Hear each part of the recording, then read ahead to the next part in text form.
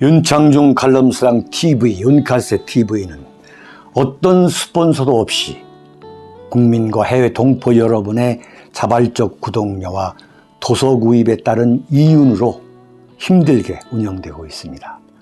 여러분에게 6권의 책을 권유합니다. 3년간의 죽음보다도 더 고통스러웠던 그 기록을 담은 피정, 그리고 박근혜 대통령 탄핵을 기록한 2017년 12월 운명, 문재인 정권의 피비린내 나는 정치 보복을 상세히 기록한 칼춤과 부활, 박근혜 대통령의 탄핵이 과연 정당했는가, 유승민의 배신의 정치가 정당했는가를 물으면서 제가 대구에 내려가서 쓴 깃발, 이렇게 6권의 책을 권유합니다. 여러분이 윤칼세 TV를 유지시켜 주시기 바랍니다. 이준석의 업보, 성상납 의혹.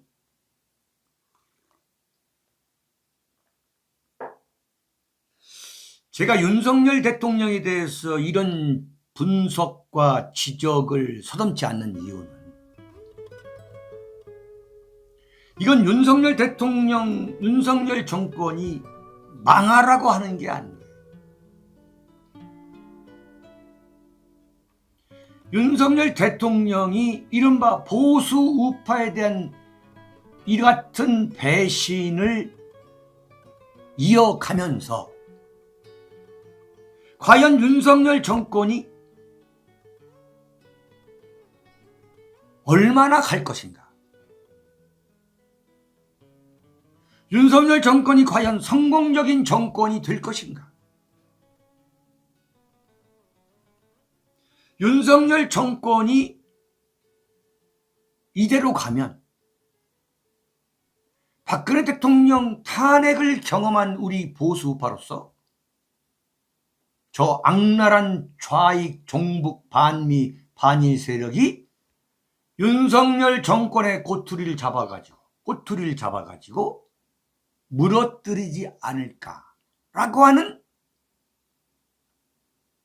불길한 예감, 불길한 관측을 하지 않을 수 없기 때문이에요.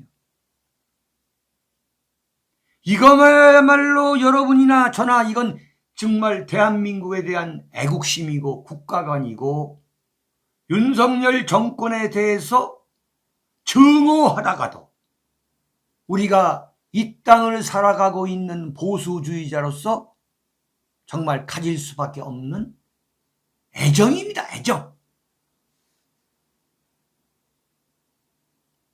자, 두 번째 칼럼이 그거예요. 과연 윤석열 정권은 이준석이라고 하는 이자를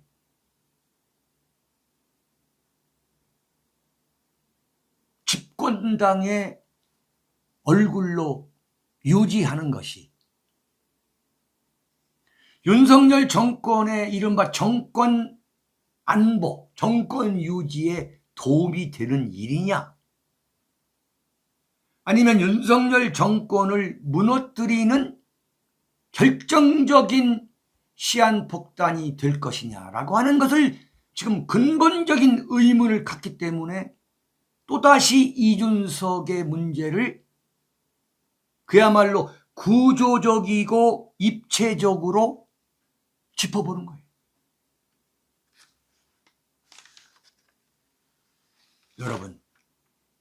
여러분께 몇 차례 소개해드린 신평 변호사라고 있죠. 한국 헌법학회 회장을 지낸 변호사죠. 이 변호사가 뭐라고 얘기를 했냐면, 이준석 성상납 의혹에 대해서 이준석이가 혐의를 받는 범죄 사실은 어쩌면 조국 전 법무장관 일가가 문책된 행위들보다 더 중하다 이렇게 했어요. 참 기가 막힙니다.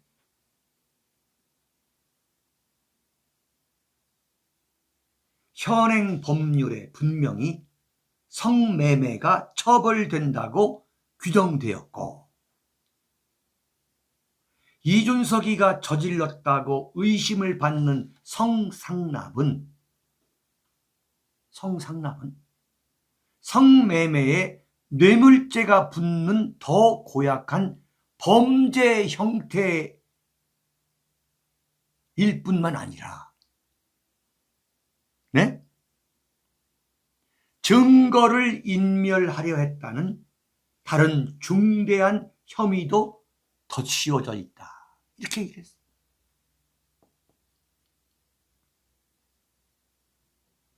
제가 얼마 전에 신평 변호사가 검수완박을 국민투표에 붙이자 이렇게 얘기했을 때 제가 신평 변호사를 비판했죠. 그런데 그건 말이 안 되는 이야기예요. 이걸 보세요. 조국 교수 일가 사건에서 그 지지자들은 여전히 억울하다고 항변한다. 그들이 내세우는 논거의 핵심은 조국 일가에게 한 만큼 정밀하고 압박적인 수사를 한다면 무사히 남아날 사회 지도층 인사는 없을 것이라는 그 주장 아니냐.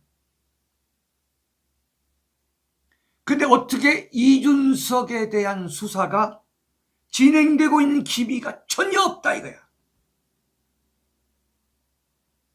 상황이 이렇게 되면 어찌 조국 지지자들이 말하는 선택적 정의 주장이 얼토당토 않은 것이라고 말할 수 있겠는가. 이렇게 반문하는 거예요.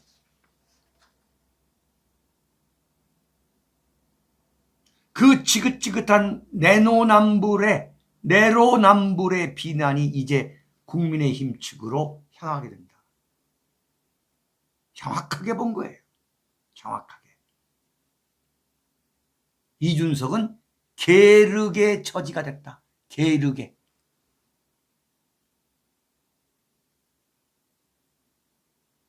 이준석을 계속 옹호하는 것이 초래할 위험성을 여당은 아직 모르는 터다.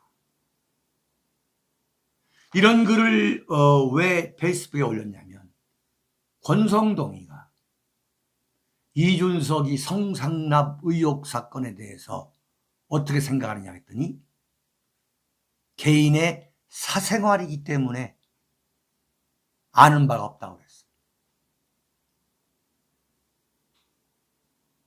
이게 국민의힘의 수준입니다. 이게 국민의힘이에요.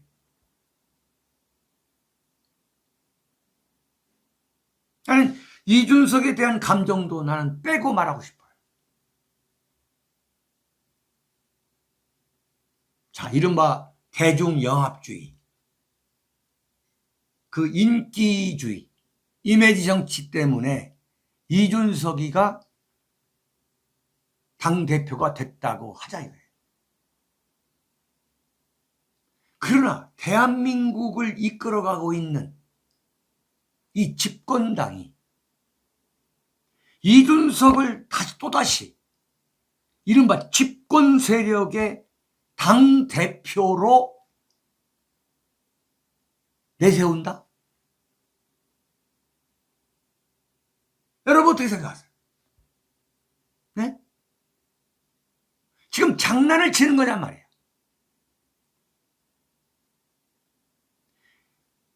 더불어민주당에서 비대위원장, 공동비대위원장의 박지연이라는 28살 먹은 여대생, 그러니까 대학교 졸업한 지 얼마 되지 않은 이른바 N번방 관리자라고 하는 박지연을 내세웠어요.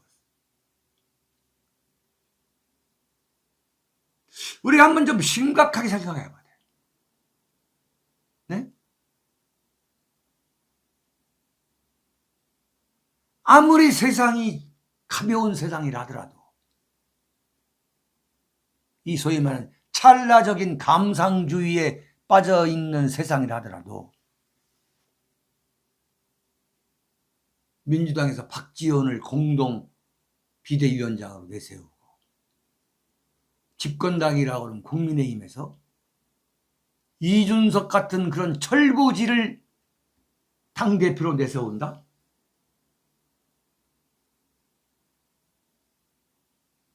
이걸 만약 그대로 간다면 윤석열 정권은 어떤 결론에 이를 것인가 불을 보듯 뻔한 거예요. 대한민국의 간단한 나라가 절대 아닙니다. 네?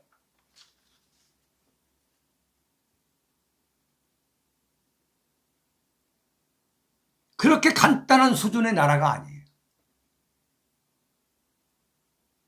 여러분, 이준석의 업보라는 걸 한번 보자. 이거야말로 업보인 거야. 참 그런 걸 보면은 사필 규정이란 말이 바로 이런 때에 적확한 거예요. 하버드 대학을 졸업해가지고 과학고를 빨리 조기 졸업해서 하버드 대학교 컴퓨터 엔지니어링과를 졸업했어요. 그래서 아버지 친구인 유승민의 그 국회의원에 간 인턴으로 들어간 거예요. 근데 바로 박근혜 대통령한테 유승민이가 말이 먹힐 때 그 유승민의 추천으로 박근혜 비대위원장, 새누리당 비대위원으로 들어간 거예요. 그야말로 신데렐라로 등장을 하게 된 거죠. 네.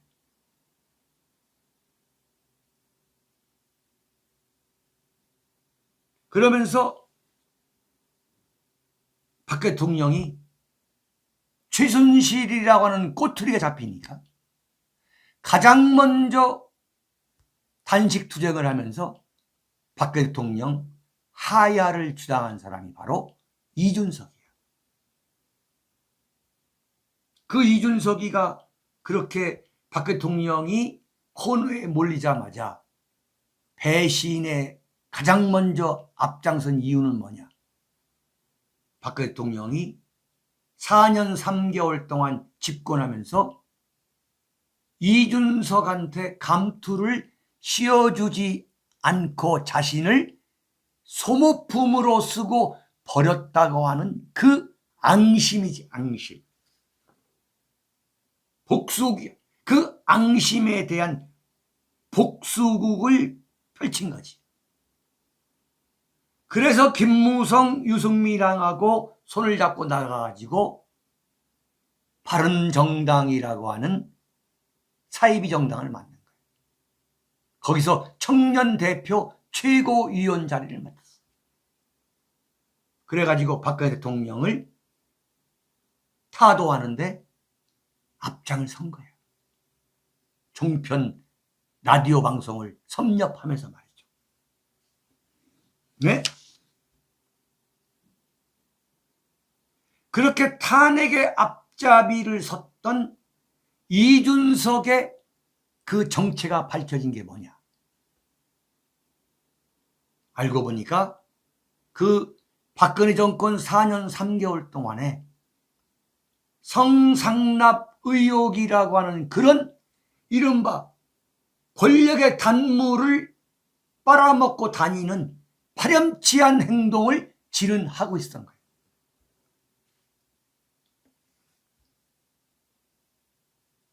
그럼에도 불구하고 이준석은 박근혜 대통령을 탄핵시키고 감옥에 보내고 다시 국민의힘에 들어와서 당대표가 되는, 그래가지고 정말 역사의 신은 살아있는 게 아니다를 입증하는 줄 알았지. 어떤 단죄도 받지 않았어요. 그런데 여기에 바로 성상납 의혹 사건이 강용석, 김세에 의해서 이게 탄로가 난 거예요. 참, 네? 이게 정말 기가 막힌 이것도 대하 드라마예요.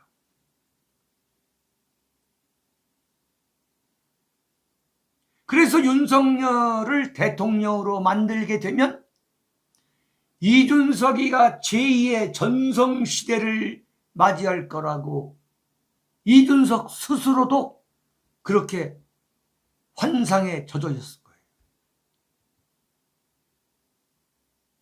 당대표에 이어서 윤석열을 대통령으로 만들게 되면 그야말로 1등 공신으로 이번 내각에도 장관 자리를 꿰차고 들어갈 수도 있다는 생각도 했을 거예요.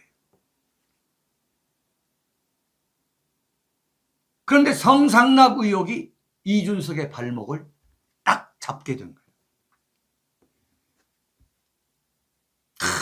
정말 사필 규정인 거죠. 역사의 신은 살아있는 거예요. 네? 역사의 신은 반드시 위선자의 가면을 벗기고야 맙니다.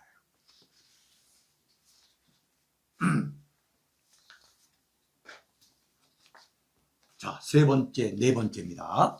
자, 여러분들 아주 활발하게 예.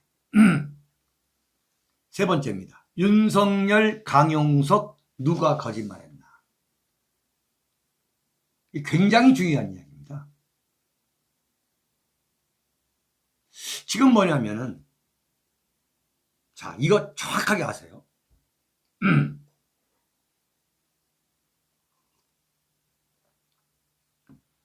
지금 강용석 경기도 지사 후보죠. 무소속으로 출마했지 않습니까? 이 강용석 후보자가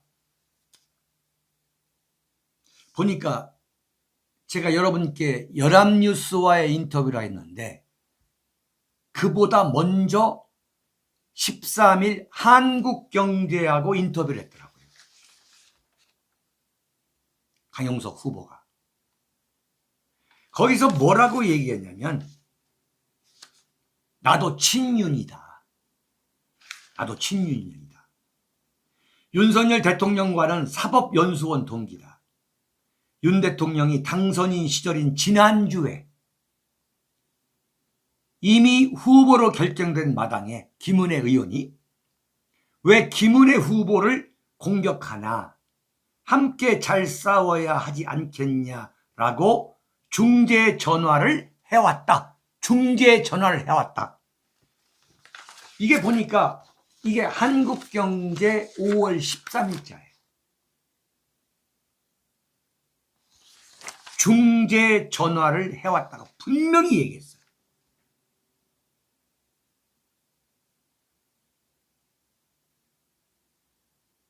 네? 그러면서 이준석이가 나가면 국민의 입에 복당하겠다. 분명히 얘기를 한 거예요. 자, 그래서 이게 정말 사실이구나. 그렇게 생각을 했는데 이건 사실로 믿을 수밖에 없는 거 아니에요. 그래서 이제 강용석이가 한국경제 인터뷰한 게 이제 문제가 된 거죠. 민주당 경기도당위원회에서 현직 대통령 윤석열 대통령과 강용석 무소속 후보를 공직선거법 위반 혐의로 고발을 한 거예요. 그러니까 강용석이가 한국경제하고 연합뉴스하고 인터뷰를 할 때만 하더라도 대통령실에서 그냥 넘어가려고 했는지 그냥 아니면 그런 기사가 났는지를 모르고 있었는지. 모를 수도 있는 거예요. 모를 수도. 제대로 스크린을 못 할 수도 있어요.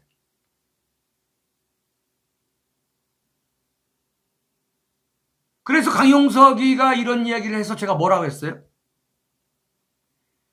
윤석열 대통령의 검찰 가신인 박민식 이가 이번에 안철수가 출마한 분당갑 출마 선언했다가 안철수한테 전략 공천 자리를 주고 물러나니까 국가보훈처 장관 자리를 줬다. 보훈처장 자리. 그게 장관급입니다. 그런 걸 보니까 이게 무슨 강용석 후보가 윤석열과의 이 친밀 관계를 공개하는 걸 보니까 이 강용석도 좀 군침을 흘리는 거 아니냐. 이렇게 제가 논평을 했잖아요.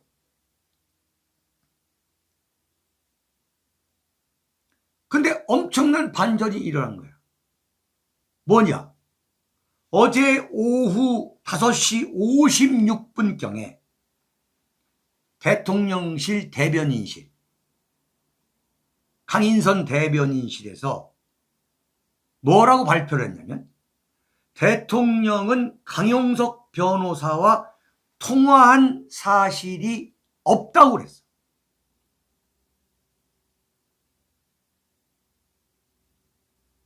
과연 이것을 통화를 하지 않았는데 강용석이가 거짓말을 했느냐? 윤석열 대통령이 통화를 하고서도 이른바 공직선거법 위반 혐의에서 벗어나기 위해서 거짓말을 한 거냐? 여러분 한번 판단을 해보세요. 이따가 6번째 칼럼이 끝나고 나서 과연 윤석열이가 거짓말을 했는지 강용석이가 거짓말을 했는지 이건 대한민국의 정치 개혁 차원에서 여러분들께 여론조사를 한번 해볼까 합니다. 누가 거짓말을 했는지. 이건 웃을 넘길 이야기가 아니에요. 이건 절대 웃어 넘길 이야기가 아닙니다. 자, 어제 하태경이가 강용석이한테 뭐라고 얘기했냐면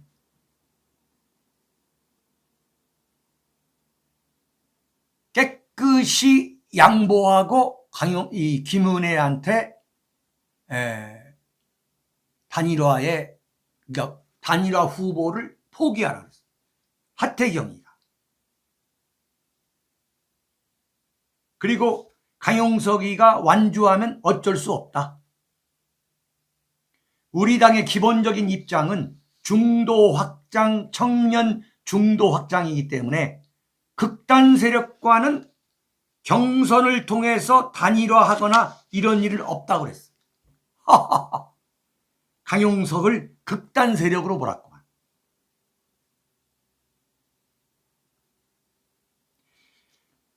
그러니까 태극기 세력, 강용석도 태극기 세력으로 봐야 되잖아요. 이 태극기 세력에 대한 국민의힘이 갖고 있는 보편적인 인식을 말하는 거죠. 사실은 국민의힘의 정체성이라는 것은 하태경의 정체성과 똑같습니다. 사실.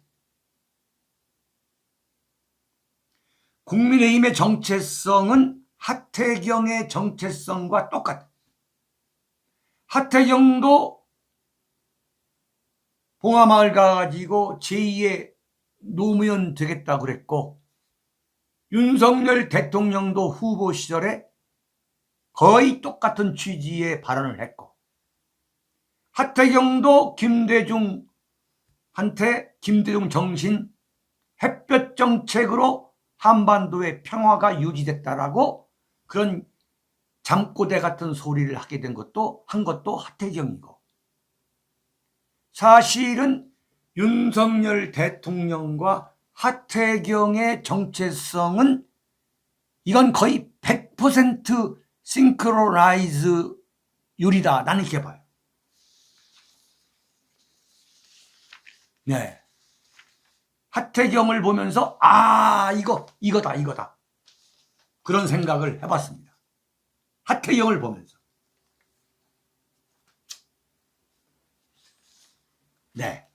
여러분, 어서들 들어오시기 바랍니다. 그리고 윤카세 TV를 사랑해 주시는 여러분들, 여러분 윤카세 TV에 좀 적극적인 도움을 보내달라는, 참 어떻게 보면 불쌍한 이야기입니다. 네? 참 윤창중이가 여러분들한테 윤카세 TV 운영을 좀 도와달라 이렇게 말하는 것도 참 안타까운 현실이에요. 네, 자, 네 번째, 윤석열 출근 왜 늘어지나.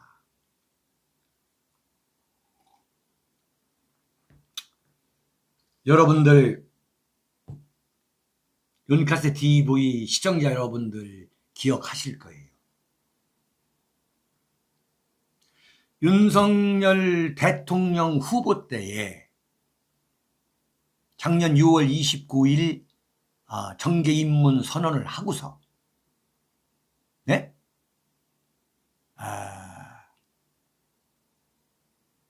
춘천 가고 부산 가고, 그 부산의 돼지국밥집, 그래서 이제 국민의힘 의원들하고 그 돼지국밥 점심 먹을 때 그 식탁 위에 올려져 있는 그 소주병, 네, 정소님 감사드립니다. 그 소주병, 그 다음에 그 윤석열 그 당시 이제 전 검찰총장이 그 소주를 정말 뼈가 시리도록 맛있다는 표정으로 그 마시는 장면을 제가 꼭 집어서 얘기를 했죠. 그 다음에 춘천에 가가지고 그 김진태 의원하고 그 닭갈비 막국수 먹을 때 그 자리에 소주가 있는 장면. 그 다음에 윤석열 대통령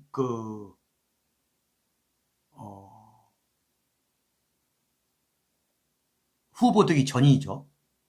11월 5일 날 후보가 됐으니까, 작년에. 그 건국대학교 앞에 그 치맥집에서 이준석이하고 그 치맥 회동할 때. 그 다음에 울산에 12월 5일, 작년 12월 5일, 그 울산에서 이준석이 김기현이하고 폭탄주 마시고, 그럴 때마다 제가 이야기한 게 뭐냐면, 윤석열 대통령은 술을 조심해야 되겠다. 밤이 되면은 술을 안 마시고는 밤을 지낼 수 없는 사람인 것으로 보인다. 어떤 면에서 제가 의학적으로 진단한 건 아니지만 알코올 중독자일 수 가능성이 있다. 근데 절대 이 술로 인해서 사고를 치게 되면 그게 엄청난 사건이 벌어질 수가 있으니, 그걸로 비화될 수가 있으니 술을 좀 끊을 수 없겠느냐.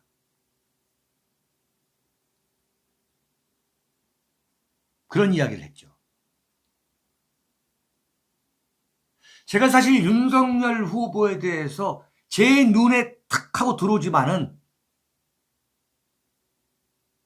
그래도 좀 넘어가는 것이 좀 있어야지 않겠느냐라고 해서 제 나름대로 인내력을 발휘하면서 넘어간 게 바로 5월 10일 저녁에 신라호텔 만찬장에서 그 윤석열 대통령이 샴페인을 마시는 그 장면에 대한 묘사를 제가 디스크립션을 제가 건너뛴 겁니다. 그때 그 술을 마시는 샴페인인데 보통 샴페인을 마실 때는 입에 대는 듯하게 흉내만 내요. 신용만. 근데 윤석열 대통령이 그 샴페인을 마시는 걸 보니까 와, 이건 그냥 꿀꺽꿀꺽 마시더라고. 네? 이 건배주를 마시는 모습이 이건 그냥 꿀꺽꿀꺽. 아이고 작은 소망님. 근데 그 옆에서 지켜보는 그 김건희 여사의 그 눈빛이 남편 윤석열의 그 술이라면 정말 지긋지긋해 왔던 아주 습관적인 표정이야. 저도 경험한 바가 있잖아요. 저도 아내와 어디 갔을 때 제가 술을 오버한다든가 과거에 술을 끊기 전에 네? 그 남편이 술을 마시게 되면 끝장을 보는 그 스타일인 그 부인들이 표정을 짓는 아주 그 독특한 표정이 있어요. 아주 술이라면 지긋지긋해하는 그 부인들의 표정이 있다고. 제가 부부 동반할 때 그 술을 마시는 장면을 볼 때에 그 부인이 보통 부부 동반할 때 그 부인이 아주 넌더리를 내는 장면들이 있어요. 그럼 속으로 저 남편이 엄청나게 술을 마시는구나. 그런 표정을 짓더라 이거예요. 자, 그런데 지금 민주당에서 냄새를 맡고 있는 거예요. 윤석열 대통령이 용산으로 출근하는 용산 그 바로 현관 앞에 도착하는 시간이 40분씩 늦어지고 있어요. 취임 다음 날인 11일 날 8시 반에 집무실 앞에 도착을 했어요. 다음 날 12일 날 9시 10분에 도착했어요. 9시 10분. 대통령도 공무원이야. 9시 10분에 도착한 건 이건 지각한 거거든. 자, 근데 그 문제까지 내가 솔직한 얘기가 인색하고 싶은 마음은 없어요. 그 다음날 13일 보니까 9시 55분에 도착을 했어요. 왜 늦어질까? 제가 확정적인 결정적인 증거, 에비던스는 없어요. 그러나 윤석열 대통령이 그야말로 엄청난 애주가다 라는 그것을 그 기억을 갖고 윤석열 대통령이 계속 출근 시간이 늦어지는 것은 뭐냐? 엄청난 그 긴장과 과로, 그 일정을 소화하는데 그 과로, 그 스트레스를 풀기 위해서 저녁에 과음 내지 포금한 그 결과가 아니냐는 생각을 하지 않을 수 없다. 이게 소위 말 합리적 의심이라는 거예요. 그렇다면 윤석열 대통령은 지금 엄청난 일을 하고 있는 거예요. 만약에 저녁에 만취해가지고 잠들었다가 국가 비상사태가 일어날 수가 있어요. 얼마든지. 그럼 용산으로 달려가야 하는 긴박한 긴급 상황이 벌어질지도 모르는 게 바로 대한민국에서 딱 한 명 있는 대통령 자리야.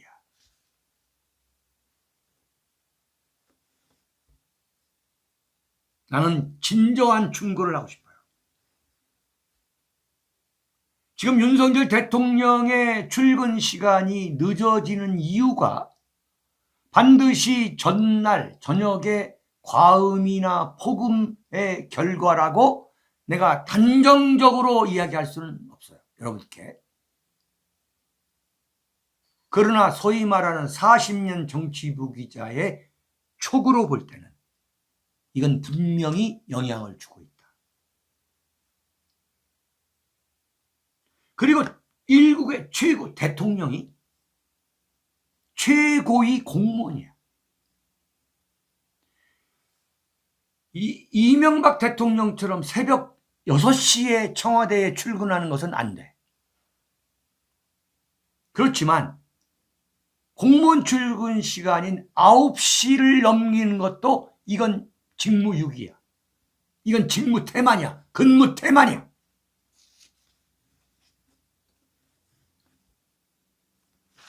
강인선 대변인이 뭐라고 얘기했냐면,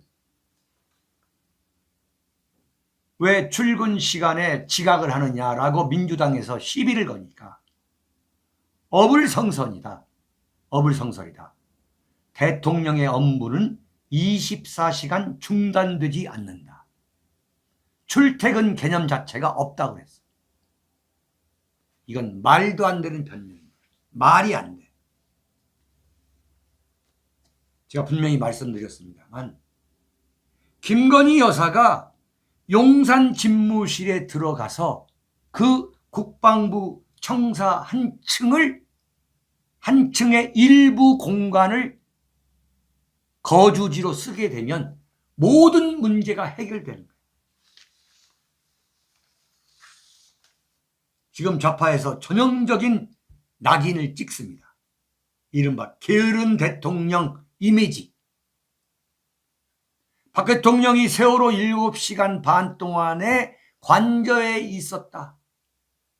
완전히 거기 있었던 그 공상소설 그대로 지금 윤석열 대통령의 출근 문제를 갖고 지금 소설을 쓰고 있는 거예요. 이게 전형적인 좌파의 선전선동술이에요. 이른바 낙인을 찍는 거죠. 스탬핑. 낙인이란 말이 어디서 나왔냐면은 말의 엉덩이에 이 불을 지져가지고 도장을 찍는 거. 그게 낙인입니다. 지워지지 않는 거예요. 그게 바로 낙인이란 거거든요. 스탬핑.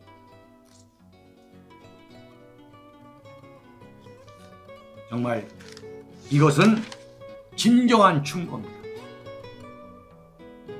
러시아의 옐친 대통령이 술로 망한 대표적인 경우,